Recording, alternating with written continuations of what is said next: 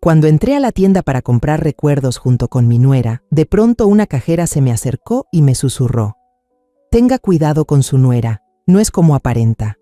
Subí al coche y 7 minutos después vi a mi nuera. Pero antes de continuar, revisa si ya te suscribiste al canal y comparte en los comentarios desde dónde nos estás viendo. Nos encantaría saber hasta dónde llegan nuestras historias de venganza. Entré con mi nuera Camila a una pequeña tienda de recuerdos. Nos quedamos fascinadas viendo las artesanías mexicanas, especialmente la fila de coloridas figuras de catrinas.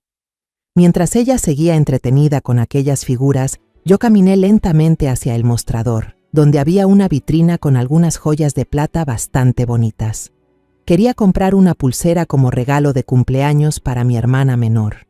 Detrás del mostrador había una joven empleada con el cabello negro trenzado en una larga trenza. Cuando me acerqué, levantó la mirada y me saludó con una sonrisa amable. Pero entonces, sus ojos pasaron por encima de mi hombro, mirando hacia donde estaba Camila, no muy lejos de allí. La sonrisa se le borró de los labios. Lanzó una mirada rápida hacia mi nuera y luego volvió a mirarme, con una expresión extraña, mezcla de miedo y urgencia.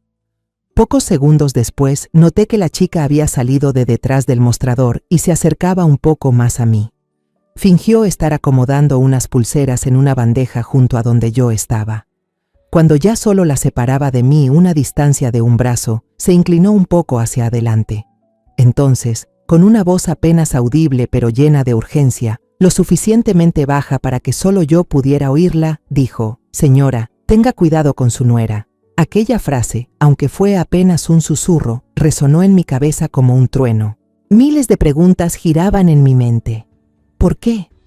¿Por qué esa desconocida me decía algo así sobre Camila, mi nuera, a quien yo quería tanto?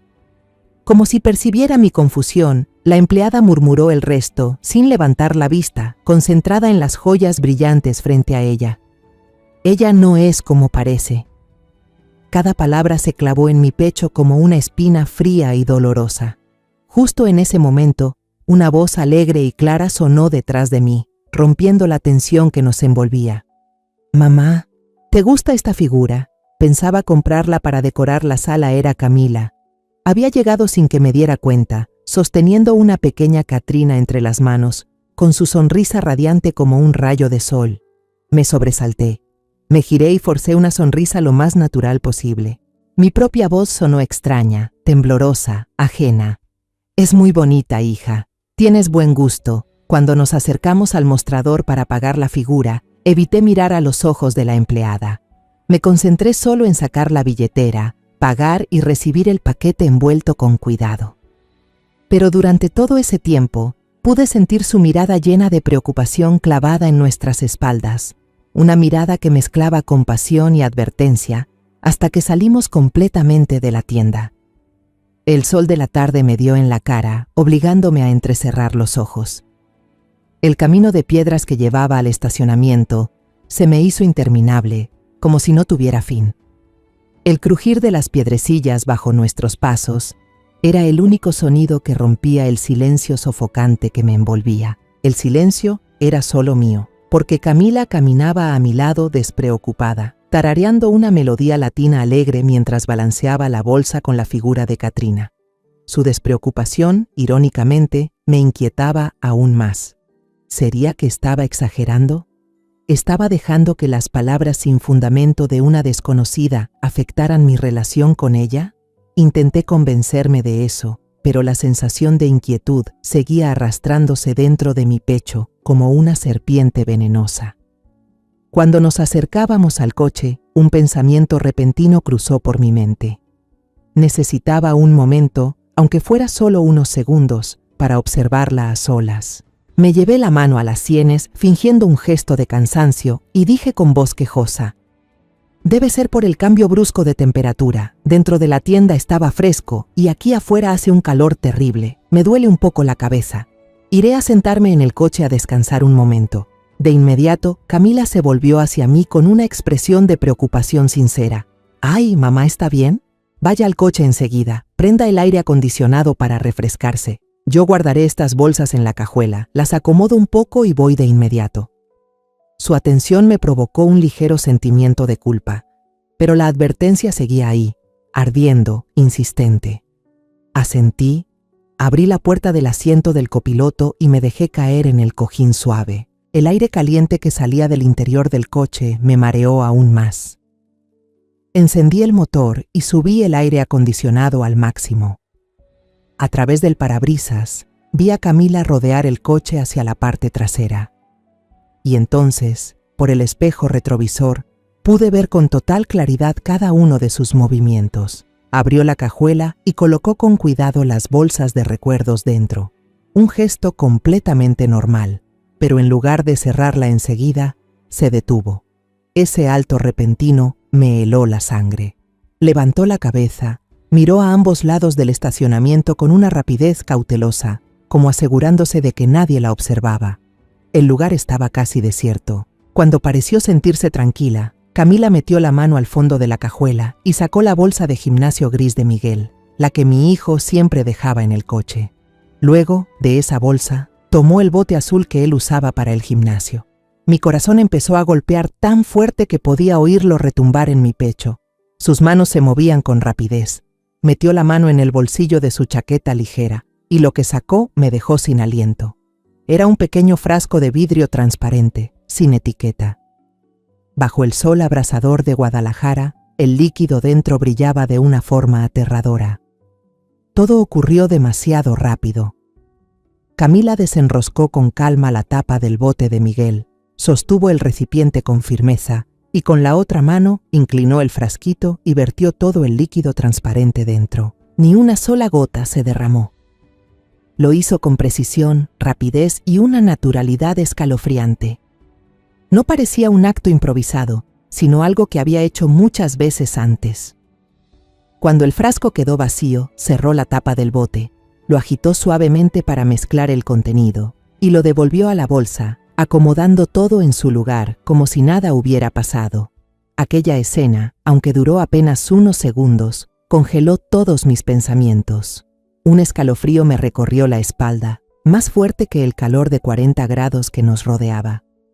La advertencia de la cajera ya no era un susurro, ahora gritaba dentro de mi cabeza. Ella no es quien parece ser. En medio del pánico, vi que Camila estaba a punto de cerrar la cajuela. No podía dejar que me viera con la cara pálida y el terror reflejado en mis ojos. Por instinto, fingí que se me había caído el broche del cabello del bolso al suelo del coche. Solté un pequeño grito y me agaché de inmediato, fingiendo buscarlo torpemente entre el espacio estrecho a mis pies. Eso me permitió ocultar el rostro desencajado del reflejo del espejo. Me quedé así, doblada, conteniendo la respiración, con el corazón latiendo tan fuerte que parecía querer salirse del pecho. Escuché el golpe seco y firme del maletero al cerrarse. Luego se escucharon los pasos de Camila sobre la grava, cada vez más cerca, acercándose al asiento del conductor. La puerta del coche se cerró de golpe, con un sonido seco que resonó justo junto a mi oído, haciéndome dar un respingo. Yo seguía inclinada hacia adelante, la cabeza me daba vueltas, y el corazón me latía desbocado, como un pájaro atrapado en una jaula de hierro. El aire dentro del coche se había vuelto denso, casi no podía respirar. Tenía que salir de allí, de inmediato. ¿Qué busca, mamá? La voz de Camila sonó, dulce como siempre, pero esta vez pude percibir una ligera impaciencia detrás de ella. El miedo me dio una claridad extraña. Sabía que tenía que actuar, interpretar bien mi papel si quería salir de esta situación. Me incorporé lentamente. Una mano seguía fingiendo buscar dentro del gran bolso, mientras la otra se llevaba a la cabeza. Procuré que mi voz sonara temblorosa y cansada, como la de una anciana que sufre un golpe de calor. Ay, no lo encuentro, Camila. He revisado todo el bolso y nada. Tal vez lo dejé en la caja al pagar. Qué distraída. Seguro se me cayó en la tienda. La miré directamente a los ojos, tratando de mostrar una expresión de pánico y preocupación. Dios mío, tengo que volver a buscarlo. Ahí están todos mis documentos, incluso mi tarjeta del banco. Si lo pierdo, será un problema enorme. Sin darle tiempo a reaccionar ni a ofrecer otra solución, continué, con un tono más apurado, sin dejarle espacio para pensar. Además, me siento un poco mal, la cabeza me da vueltas. Creo que necesito ir al baño a lavarme la cara un poco. Las dos razones sonaban perfectamente creíbles, suficientes para ocultar mi verdadera intención de escapar. Vi que Camila frunció ligeramente el ceño. Una chispa de fastidio cruzó por su mirada, tan rápido que casi no la habría notado si no la estuviera observando con tanta atención. Pero enseguida esa molestia desapareció, dando paso a su habitual gesto de amabilidad. Asintió, algo a disgusto. ¿Así? Bueno, vaya rápido y regrese. La espero aquí, no se preocupe. Sí, voy enseguida. Abrí la puerta y salí del coche con prisa, sin atreverme a mirar atrás. Caminé, o mejor dicho, casi corrí hacia la tienda de recuerdos. Sentía claramente la mirada de Camila clavada en mi espalda, una mirada que me helaba la sangre, inquisitiva, vigilante. Apenas crucé la puerta de madera, giré hacia un pasillo lateral y me escondí detrás de un estante alto de cerámica. Las coloridas vasijas de Talavera cubrían completamente mi cuerpo. Mi corazón latía tan fuerte que parecía querer salirse del pecho. Me apoyé contra el frío estante, intentando controlar mi respiración entrecortada. Con las manos temblorosas saqué el teléfono del bolso. La pantalla se encendió mostrando una llamada perdida de Camila, hacía apenas unos segundos. Rápidamente activé el modo silencio total, sin vibración ni sonido. Tal como lo imaginaba, unos instantes después, el carillón de barro en la puerta tintineó alegremente, aunque para mí aquel sonido no era más que una alarma de peligro. Camila había entrado. A través de una pequeña rendija entre dos jarrones, contuve el aliento para observar. No se dirigió a la caja a ayudarme a buscar el monedero, como haría una nuera preocupada. En cambio, se quedó en medio de la tienda, escaneando cada rincón con la mirada. Su rostro ya no mostraba preocupación. Bajo la luz amarilla del local, pude ver claramente la mezcla de ansiedad y enojo en su expresión. Caminó con paso rápido hacia el mostrador, donde la empleada, Carmen, seguía en su puesto. Su voz sonó seca, sin el tono amable de antes. ¿Vio a una señora mayor que vino conmigo y volvió aquí?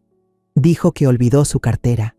Vi a Carmen levantar la mirada, tranquila, y responder con calma, sin añadir una palabra de más. No vi que nadie regresara. Un destello de frustración e ira brilló en los ojos de Camila.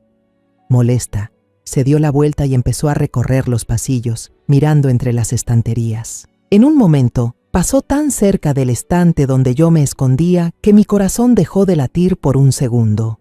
Tuve que retroceder más hacia la oscuridad, conteniendo la respiración hasta que el pecho me dolía. Una mano tapándome la boca y la otra aferrada al estante para no hacer el más mínimo ruido. El olor a arcilla me llenaba la nariz, haciéndome sentir a la vez segura y sofocada. Después de buscar por todos lados sin encontrarme, la frustración se reflejó claramente en el rostro de Camila. Salió enfadada hacia la puerta, sacó su teléfono y comenzó a llamar una y otra vez. El teléfono en el bolsillo de mi chaqueta vibraba suavemente en silencio, y cada vibración me destrozaba los nervios tensos como una cuerda. A través del gran ventanal la vi en la acera, caminando de un lado a otro con el ceño fruncido. Hizo unas cuantas llamadas más, y tal vez al perder la paciencia, subió al coche, encendió el motor y se fue a toda velocidad, dejando una estela de humo en el aire. Todo mi cuerpo se aflojó, deslicé hacia el suelo apoyando la espalda contra el estante frío. Las piernas me temblaban tanto que no podía mantenerme en pie. Esperé unos minutos más, el corazón todavía golpeando con fuerza dentro del pecho. Me quedé mirando la calle por la rendija del estante de cerámica hasta que no quedara ni rastro del coche familiar. Solo entonces me atreví a salir de mi escondite. Tuve que sostenerme del borde del estante para poder incorporarme y dar unos pasos. Caminé despacio hacia la caja registradora. La joven empleada, a quien recién supe que se llamaba Carmen, suspiró aliviada al verme. Su mirada estaba llena de compasión y preocupación, como si acabara de verme escapar de un accidente terrible. ¿Está bien, señora?, preguntó Carmen en voz baja, con tono de preocupación. Solo pude negar con la cabeza. Tenía la garganta seca y amarga. Gracias, estoy bien. Respiré hondo, tratando de reunir valor para hacer la pregunta que me atormentaba desde hacía rato. Pero hace un momento, ¿por qué me dijo eso? ¿Usted conoce a mi nuera? Carmen no respondió enseguida.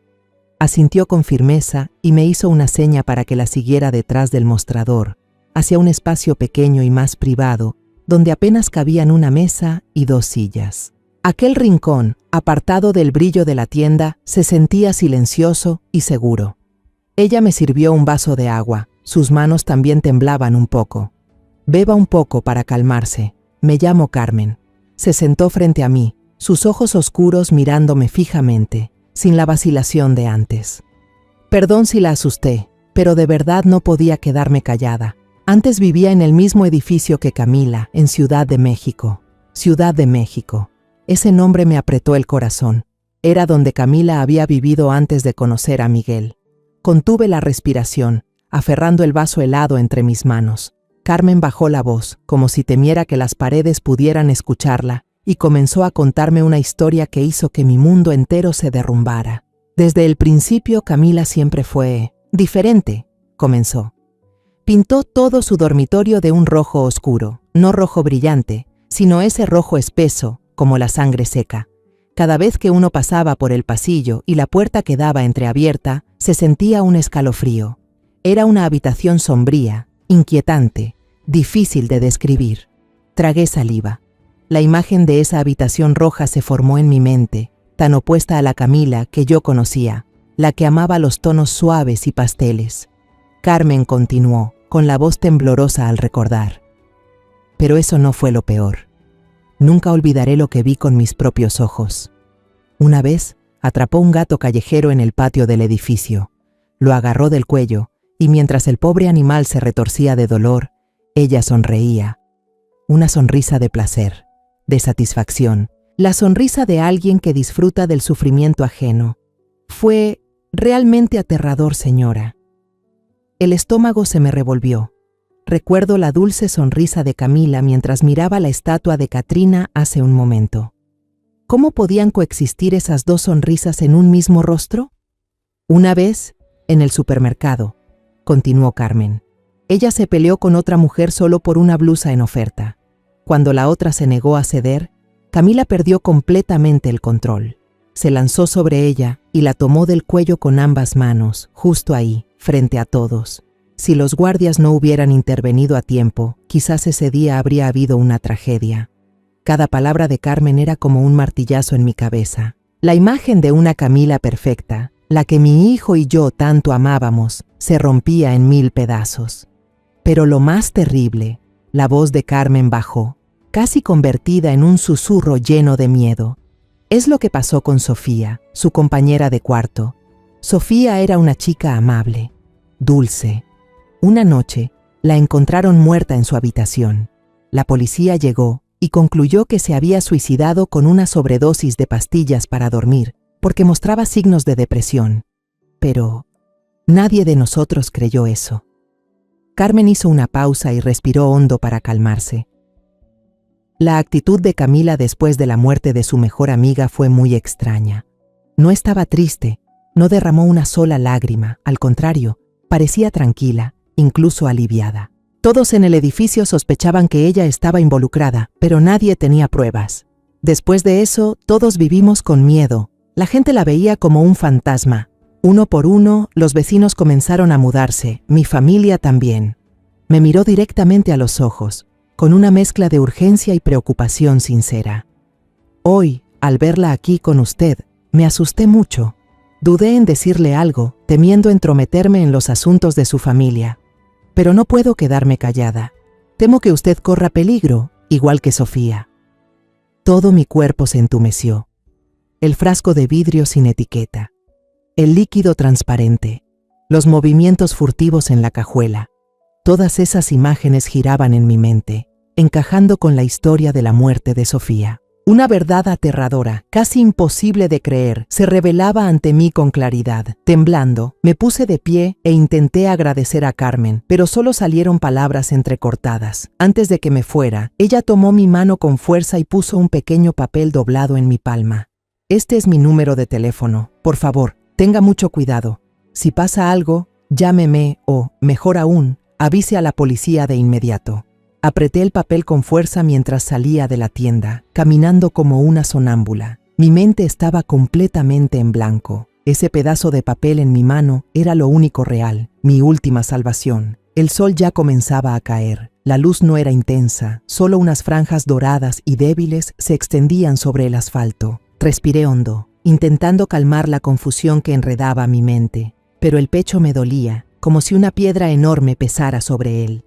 En medio del mareo, los recuerdos de mi familia regresaron con fuerza. Soy Elena, tengo 65 años. Mi esposo murió hace casi 10, víctima de una grave enfermedad, dejándome sola en este mundo. Pero Dios fue bondadoso conmigo. Me dejó a Miguel, mi único hijo, mi razón de vivir, mi esperanza, mi todo. Mi vida gira en torno a él. Su felicidad es la mía. Recuerdo perfectamente el día en que Miguel trajo a Camila a casa por primera vez, hace 2 años. Apareció ante mí como un ángel. Tenía una sonrisa dulce, unos ojos negros y brillantes, y una manera de hablar educada y encantadora. Él me tomó la mano, dijo, «Mamá», con tanto cariño que conmovió mi viejo corazón. Aquel día me puse a llorar de alegría y le di gracias a la vida porque por fin mi hijo había encontrado a una esposa dócil, un puerto tranquilo para su vida. Desde que llegó a la familia, Camila siempre se mostró como el ejemplo perfecto. Todas las mañanas se levantaba temprano y preparaba un desayuno impecable para toda la casa. La casa siempre estaba limpia y ordenada, gracias a ella. Siempre me preguntaba cómo me sentía. Me cuidaba con esmero, desde la pastilla de la presión, que suelo olvidar, hasta la bufanda cuando empezaba a hacer viento. Cuánto me enorgullecía presumir ante mis amigas de la nuera tan querida que tenía. Pero ahora, cuando se ha caído el telón de ese engaño, esos recuerdos que parecían inofensivos y hermosos, regresan afilados como cristales rotos, clavándose en mi pecho con dolor. Empecé a unir las señales raras, los pequeños detalles que antes, por confiar tanto, había dejado pasar, pensando que no eran nada importante. Recuerdo la primera vez. Fue una tarde. Entré a la cocina y vi a Camila inmóvil frente al fregadero. Acababa de destripar un pollo. Todavía sostenía el cuchillo de cocina con sangre roja en la mano. Pero lo que me heló la sangre no fue la sangre, sino su mirada. No miraba al pollo, sino fijamente la hoja ensangrentada, una mirada fascinada, casi hipnótica, y la comisura de sus labios se curvaba en una mueca extraña. Al verme, se sobresaltó, enjuagó rápidamente el cuchillo y me sonrió como si no pasara nada. «Solo estaba pensando qué cocinar esta noche para usted y para Miguel», dijo. En ese momento pensé que estaría cansada después de un día de trabajo. Luego vino la segunda vez. Una noche estábamos las dos viendo el noticiero. Daban la noticia de un homicidio espantoso en la ciudad de al lado. Las imágenes de la escena estaban difuminadas, pero daban suficiente para poner la piel de gallina. Agarré el control y cambié de canal. «Estas cosas dan mucho miedo, hija», le dije. Me giré y vi a Camila con una expresión de nostalgia. Sonrió apenas para sí misma, una sonrisa incomprensible y fría. Le pregunté por qué sonreía y ella contestó con indiferencia. «Es que estos casos son tan intrigantes como en las películas, mamá. Qué interesante». Yo ingenuamente le creí, y la tercera vez también. Recuerdo que Miguel se olvidó de comprar el yogur griego que ella había pedido. Por una tontería así, la chica se enfureció sin motivo y se quedó fría como el hielo toda la noche.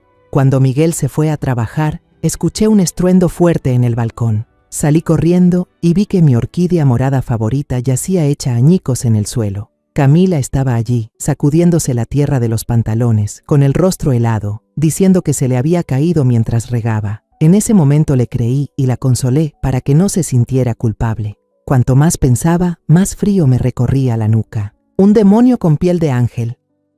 Camila había ocultado su verdadero rostro a la perfección. Y yo, una vieja atolondrada, por tanto amor y confianza, me había quedado ciega. Había vivido con ella 2 años sin sospechar nada. Entonces, una idea horrorosa se encendió en mi cabeza, afilada como un rayo. Si lo que dijo Carmen era cierto, si Camila había matado antes, si podía actuar con crueldad con su propia amiga, entonces Miguel, mi único hijo, estaba conviviendo día y noche con un demonio feroz. Esa botella de agua, la botella en la cajuela del coche, podría ser el siguiente objetivo de Camila. Esa idea fue como una descarga eléctrica que barrió toda debilidad y parálisis de mí. El miedo extremo se convirtió en una fuerza extraña, en una determinación de acero. Number. No puedo venirme abajo ahora. No puedo permitir que mi hijo corra peligro. A toda costa, debo protegerlo. He perdido a mi esposo. No puedo perder también a mi único hijo. Estaba sentada, aturdida, en los escalones fríos, con la mente aún intentando digerir las terribles verdades que acababan de salir a la luz, cuando una voz cálida sonó a mi lado, sacándome de aquel torbellino de pensamientos. Disculpe, ¿es usted la señora que aparece en esta foto? Me sobresalté y levanté la vista. Un hombre de mediana edad, vestido con elegancia, estaba de pie frente a mí, sosteniendo un teléfono en la mano y mostrándomelo. En la pantalla iluminada aparecía la foto de la boda de Miguel y Camila, la misma que ellos solían colgar con orgullo en la sala. En una esquina de la imagen estaba yo, sonriendo radiante junto a mis 2 hijos. La sonrisa de mi pasado ahora me parecía ingenua y triste. Una oleada de alerta me recorrió, pero intenté mantener la calma. Le respondí con voz serena. Sí, soy yo. ¿Pasa algo, señor? Él soltó un suspiro largo, como si se hubiera quitado un peso de encima. ¡Qué alivio! Por fin la encuentro. Vivo en el vecindario de aquí cerca. Hace un rato pasé por la estación de policía para hacer unos trámites y vi a una joven, la misma que aparece en esta foto, señaló a Camila, llorando desconsolada y diciendo que su suegra mostraba señales de demencia y que se había perdido por esta zona comercial. Estaba tan preocupada que se le notaba en la cara. Los policías ya están preparando un operativo para buscarla. Sentí que el corazón se me encogía. ¿Demencia? ¿Perdida? Camila no solo estaba conduciendo como loca para encontrarme, también estaba montando una escena perfecta para cubrirse y tomar el control. Me estaba convirtiendo en una anciana confundida y digna de lástima, para que, si alguna vez decía la verdad, mis palabras no tuvieran peso alguno. Su crueldad y frialdad iban más allá de todo lo que yo había imaginado. Respiré hondo, intentando contener el temblor que me recorría. Le sonreí al hombre con gratitud, una sonrisa cansada pero sincera. Oh, muchísimas gracias, señor. Mi hijo seguramente se preocupó demasiado. Estoy bien, solo me senté a descansar un rato. Seguro fue un malentendido. Lo llamaré ahora mismo. Perdón por molestarlo. El hombre asintió convencido y se marchó. En ese instante, supe que no podía quedarme ahí consumiéndome de miedo. Tenía que actuar de inmediato, recuperar el control antes de que Camila tendiera otra trampa. Con manos temblorosas saqué mi teléfono y busqué su número. Presioné el botón de llamada, sintiendo el corazón golpeando en mi pecho. Apenas sonó una vez, ella contestó. Su voz era agitada, fingiendo preocupación, pero detrás se notaba la irritación contenida. Mamá, ¿dónde está? ¿Sabe que casi me vuelvo loca buscándola? Hasta avisé a la policía. Cerré los ojos, respiré hondo y forcé la calma.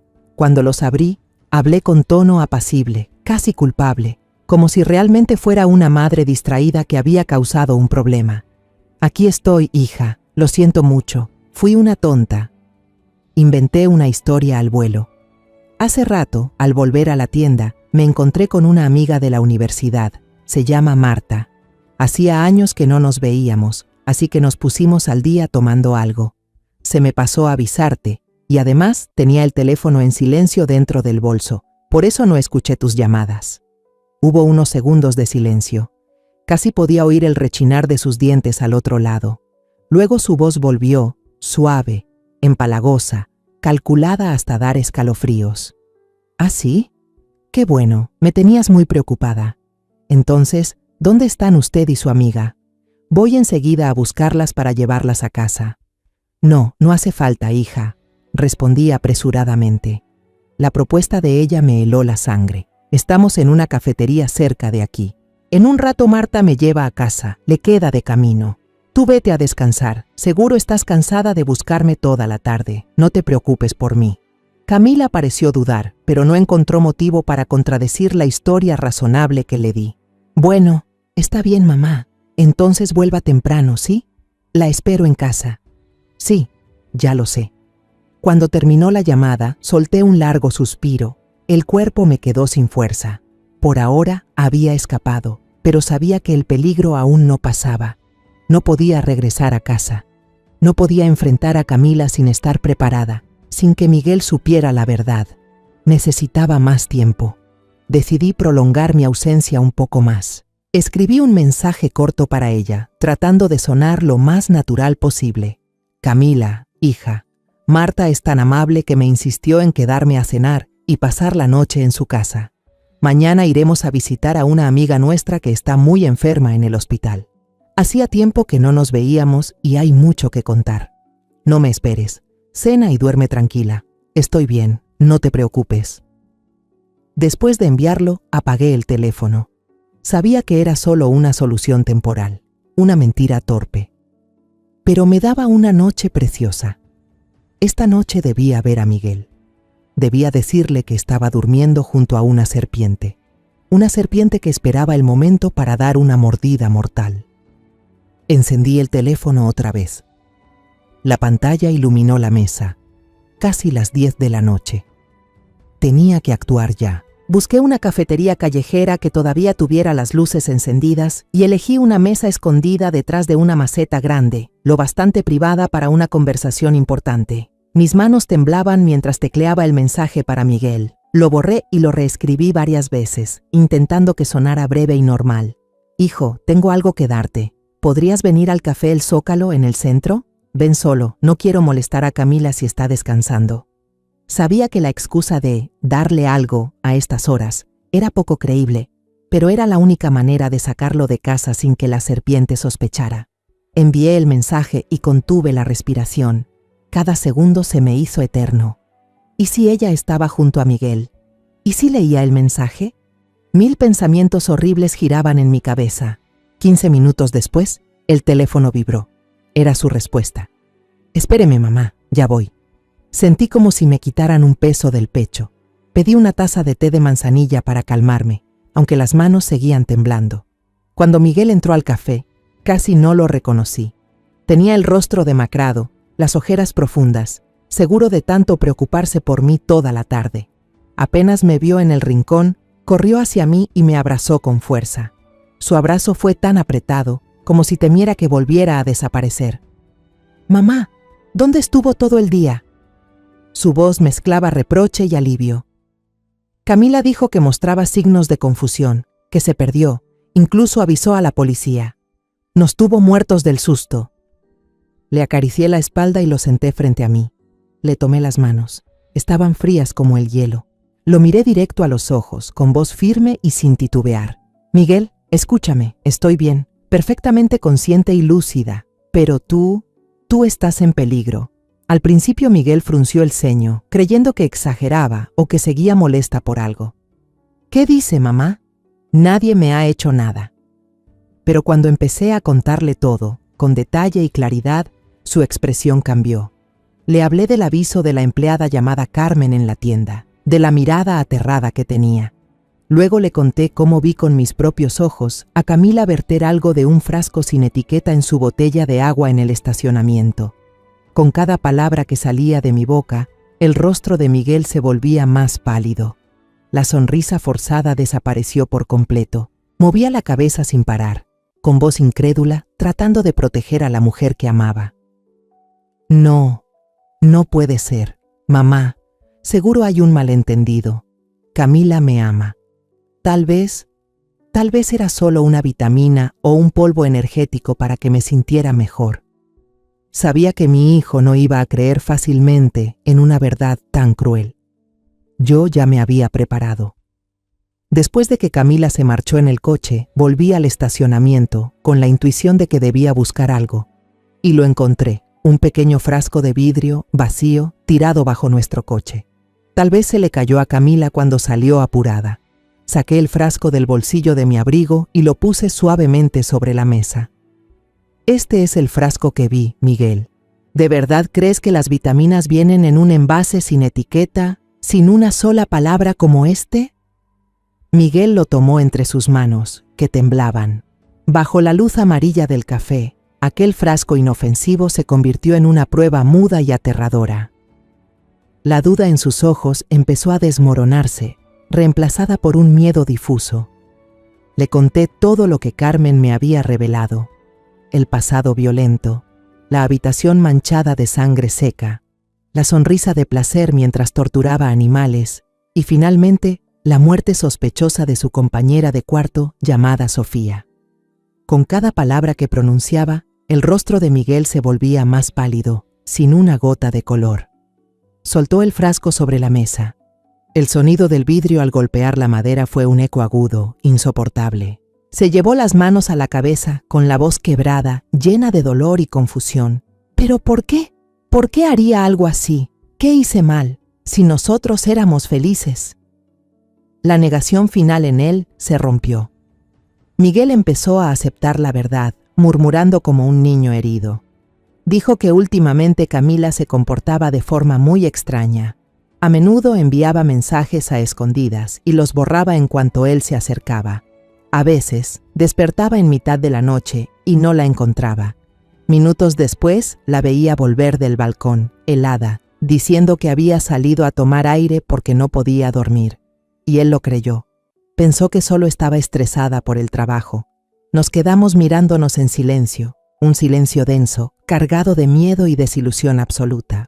Los ojos de mi hijo se enrojecieron y las lágrimas del derrumbe comenzaron a rodar por sus mejillas hundidas. Me acerqué y le rodeé los hombros que temblaban sin control. «Escúchame, Miguel», le dije con más firmeza que nunca. «Ahora no es momento de derrumbarse. Tenemos que mantener la calma. Tienes que volver a casa y actuar como si nada pasara. No dejes que sospeche que sabemos algo. Te lo prometo, no dejaré que te pase nada». Miguel me miró.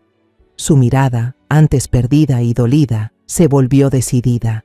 La dura verdad había hecho que mi hijo madurara en una sola noche. Finalmente, asintió.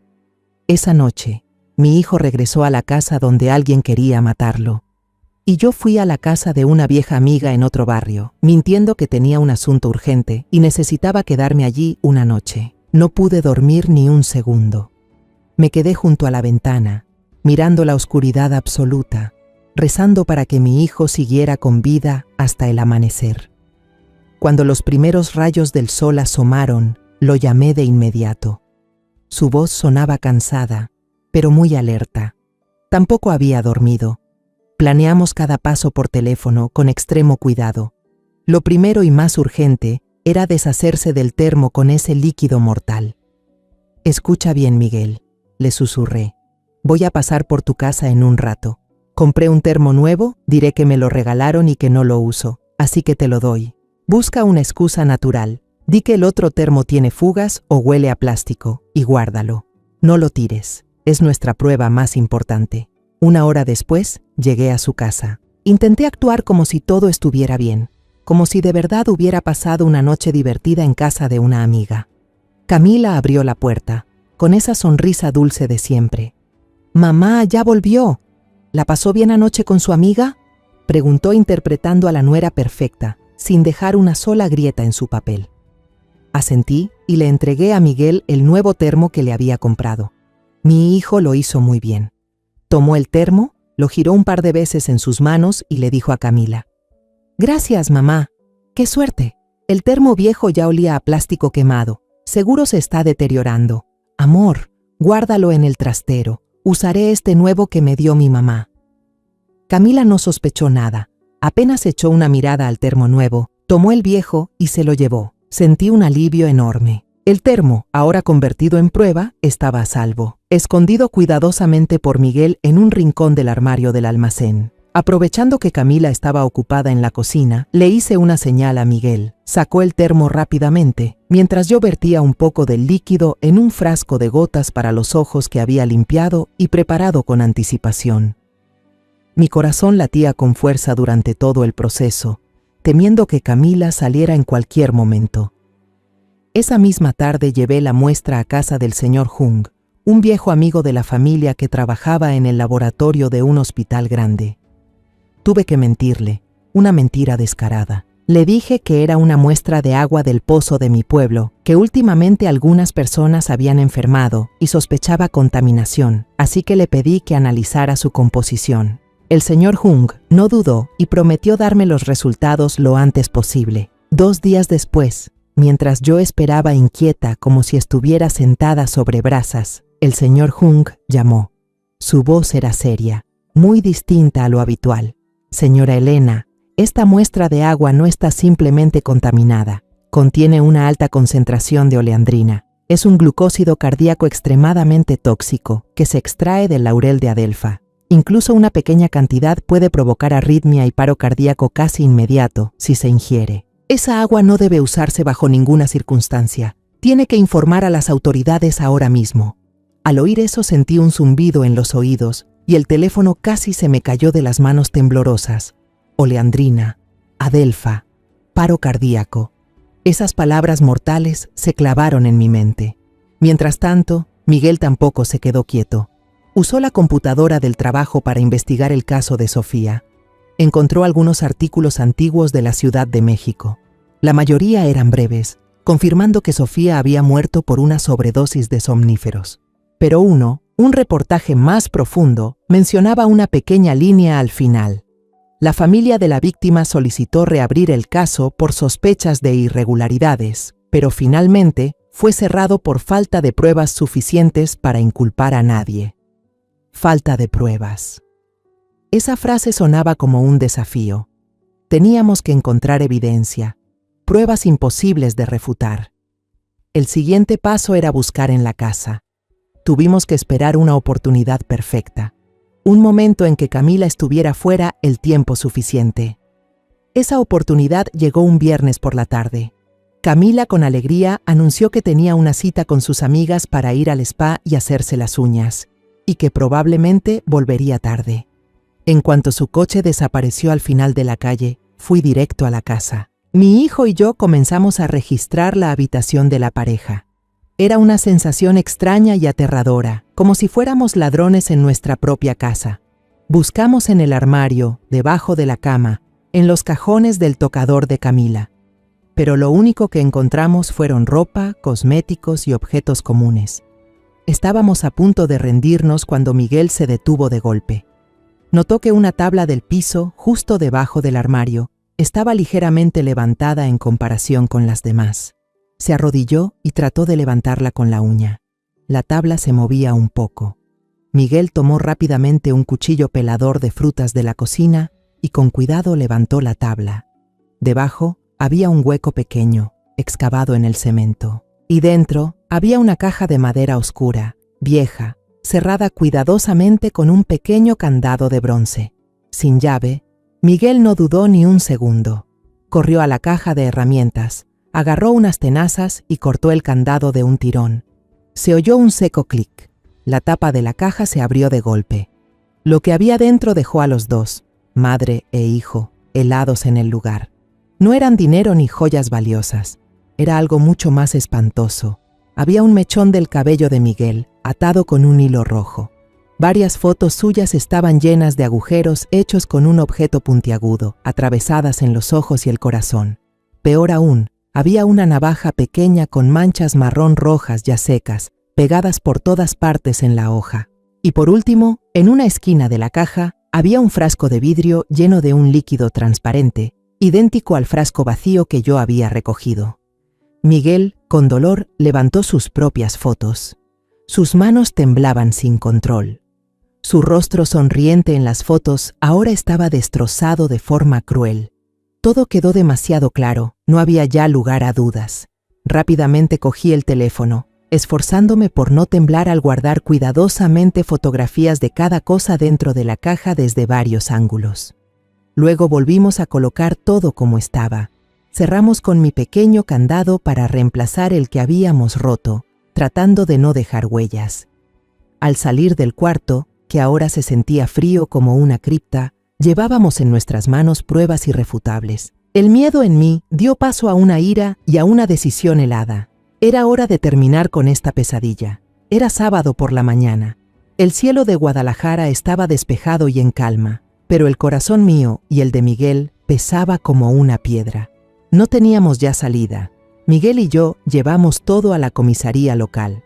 Llevábamos una carpeta con todos los horrores de mi familia, el informe de análisis del agua que demostraba la presencia del letal oleandrina, las fotos espeluznantes tomadas de la caja secreta escondida bajo el piso, el frasco de vidrio vacío que recogí en el estacionamiento y, por último, un papel con el número de teléfono de Carmen, nuestro único testigo. Al principio, el policía de turno se mostró bastante escéptico. Quizá había oído cientos de disputas familiares y acusaciones infundadas entre suegras y nueras. Pero cuando Miguel, como esposo y posible víctima directa, expuso la historia con calma, con claridad, y puso el informe químico sobre la mesa, la actitud del policía cambió de inmediato. Nos llevaron a ver a un investigador superior, un hombre mayor llamado Flores, con cabello entrecano y una mirada afilada como una navaja. Examinaron cada prueba con cuidado, sin pasar por alto detalle alguno. Al oír el nombre de Camila y el caso de Sofía en la Ciudad de México, se detuvo un instante y luego asintió despacio. He oído hablar de ese caso. El expediente se cerró hace tiempo, pero en nuestro círculo siempre hay rumores. Tras revisar todas las pruebas, el señor Flores nos miró directamente y decidió actuar de inmediato. Dijo: estas pruebas indirectas tienen mucho peso, pero para estar seguros necesitamos una confesión. La mejor manera es tender una trampa para que ella misma lo diga. El plan se trazó con rapidez. Esa noche yo sería la que enfrentara directamente a Camila. Miguel y 2 policías de paisano estarían en el dormitorio contiguo a la sala, la puerta entreabierta lo suficiente para vigilar y actuar si hacía falta. La policía colocaría un pequeño dispositivo de grabación, discreto, en la solapa de mi ropa. Todo lo que se dijera quedaría registrado. Aquella noche, nuestra casa estaba en un silencio que daba miedo. La tensión era tal que podía escuchar mi propio corazón latir con fuerza en el pecho. Miguel había instalado una cámara oculta en la maceta del Potus, en la esquina de la sala siguiendo las instrucciones de los policías. Me miró con los ojos llenos de preocupación. Tomé la mano de mi hijo, apretándola ligeramente, tratando de transmitirle una calma que yo misma no tenía. Preparé una tetera de manzanilla, la que a Camila le gustaba, y la invité a sentarse en el sofá, fingiendo que quería charlar para aliviar la atmósfera tensa de los últimos días. La niña pareció algo sorprendida, pero se sentó. Intenté mostrarme natural, aunque la mano que sostenía la taza de té me temblaba violentamente. Empecé con la historia que había montado, un cebo perfecto. Camila, hace poco me encontré con una amiga vieja. Me contó que cuando era joven, también vivió en el edificio donde tú vives en Ciudad de México. ¡Qué casualidad! Camila estaba llevando la taza a los labios cuando se detuvo. Deposita la taza sobre la mesa con un pequeño clac que sonó en el silencio. Me miró con ojos escrutadores. ¿Ah, sí? Qué pequeño es el mundo, ¿no? Continué, con voz lenta, alargando intencionalmente cada palabra. Le pregunté por tu amiga íntima, la que se llama Sofía. Mi amiga dijo que fue algo muy lamentable. Se fue siendo demasiado joven. Al terminar, vi la expresión de Camila congelarse. Su máscara de dulzura empezó a agrietarse. Entrecerró los ojos y me lanzó una mirada llena de peligro. Hablo entre dientes, cada palabra chirriando. ¿Por qué de repente mencionas a ella? ¿Qué sabrá tu amiga? Mantuve la calma en el rostro, pero por dentro mis nervios estaban tensos como una cuerda. Solo me pareció raro. ¿Realmente se suicidó Camila?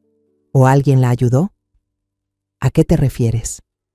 Camila se levantó de un salto, la cara enrojecida por la ira. Su voz se volvió aguda y estridente. La vieja chiflada, ¿qué tonterías estás diciendo? Vi que había llegado el momento. No dije nada más. Saqué el teléfono con tranquilidad, abrí el álbum de fotos y lo mostré frente a ella. La primera imagen que apareció fueron los retratos destrozados de Miguel apuñalado sin piedad. ¿Y esto qué? ¿Cómo explicas el cuchillo plegable con sangre y el frasco de veneno escondido bajo el suelo de tu dormitorio? ¿Qué planeabas hacer con el hijo de mi hijo, Camila? Camila se quedó paralizada al ver las fotos. Su rostro palideció, pasando de pálido a un gris enfermizo. El pánico extremo se reflejó en sus ojos. Y de repente, el pánico se tornó en histeria. Estalló en una risa perturbadora, salvaje, que resonó por toda la habitación. «Sí, ¿y qué si fui yo?», gritó, con los ojos desorbitados, sin rastro de cordura. «Miguel, el hijo mimado de ustedes, me ocultaba cosas, tenía secretos conmigo, es mío.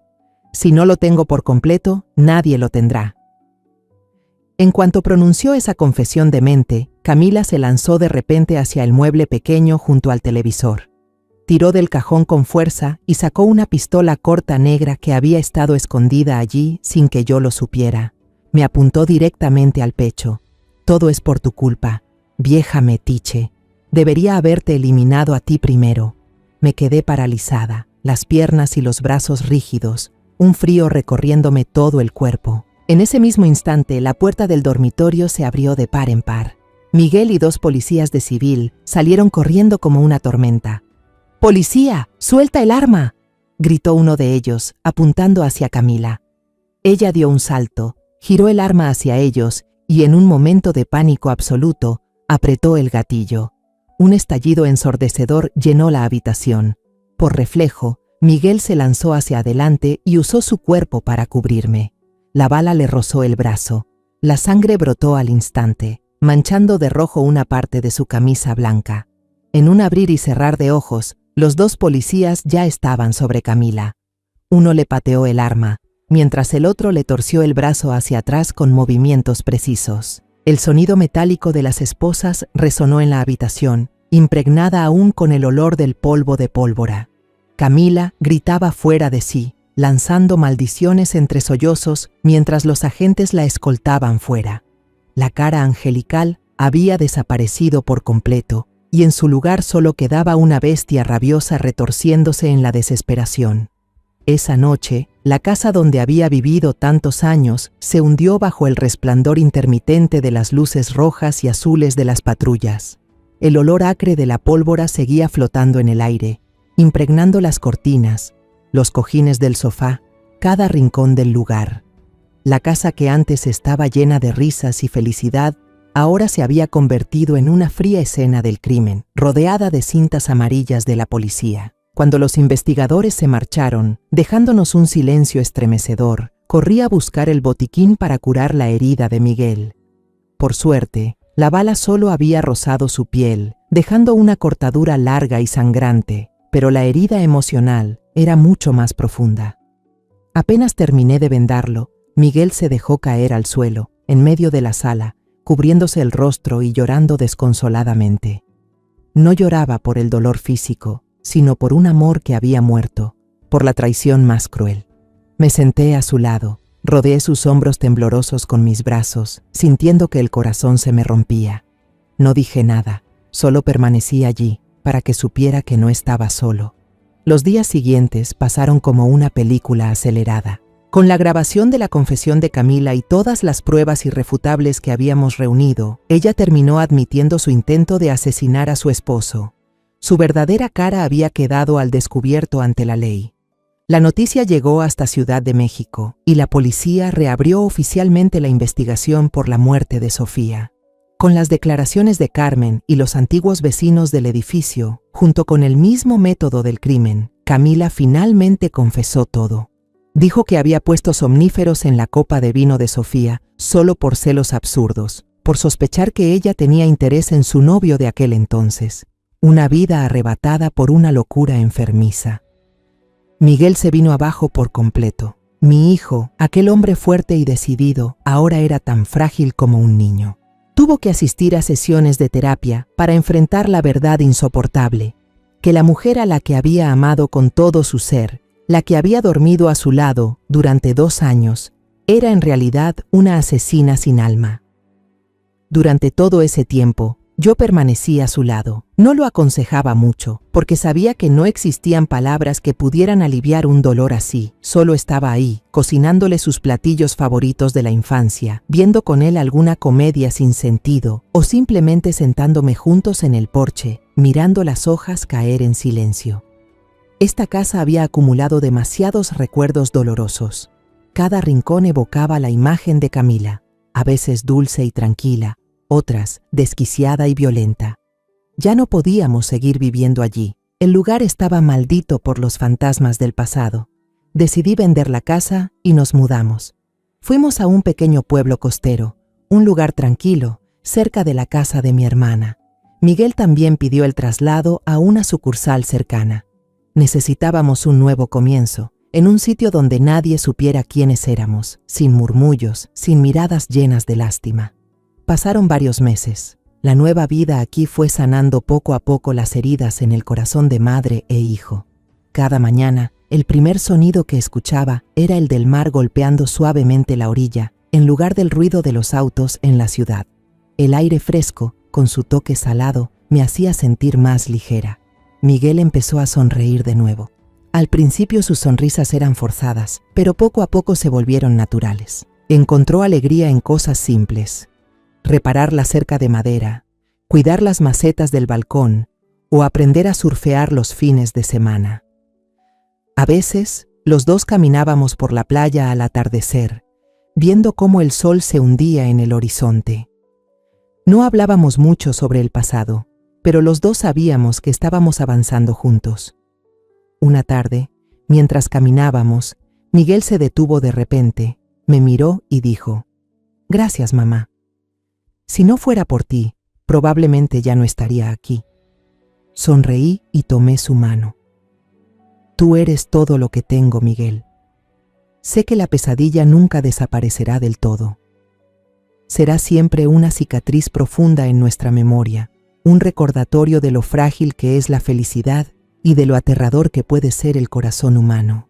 Pero ahora ya no tengo miedo. Me siento en paz porque logré salvar a mi hijo, porque recuperamos la tranquilidad de nuestra familia. A esta edad, me doy cuenta de que no hay nada más valioso que la paz y la seguridad de quienes amamos, algo que casi perdimos para siempre. Y nosotros, madre e hijo, valoraremos cada instante de esta calma tan preciosa. De todo lo que he vivido, entendí que a veces el peligro no viene de la oscuridad, sino de las sonrisas dulces en las que más confiamos. La vida me enseñó una lección dura pero necesaria. La bondad y el amor deben ir siempre acompañados de lucidez. Si me hubiera dejado cegar por el afecto, quizá hoy mi hijo ya no existiría. La traición nos duele, pero es en el momento en que enfrentamos la verdad y defendemos a quienes amamos cuando realmente somos fuertes. No me arrepiento de lo que hice. A veces, para recuperar la paz, hay que atravesar el dolor. La historia que acabas de escuchar ha cambiado nombres y lugares para proteger la identidad de las personas involucradas. No la contamos para juzgar, sino con la esperanza de que alguien escuche y reflexione. ¿Cuántas madres estarán sufriendo en silencio dentro de su propio hogar? En serio me pregunto, si tú estuvieras en mi lugar, ¿qué harías? ¿Callarías para mantener la paz o te atreverías a enfrentarlo todo para recuperar tu voz? Quiero saber tu opinión, porque cada historia puede ser una vela que ilumine el camino de alguien más. Dios siempre bendice, y estoy convencida de que la valentía nos llevará a días mejores. Ahora, en la pantalla final dejaré 2 de las historias más queridas del canal. Estoy segura de que te sorprenderán. Gracias por quedarte conmigo hasta este momento.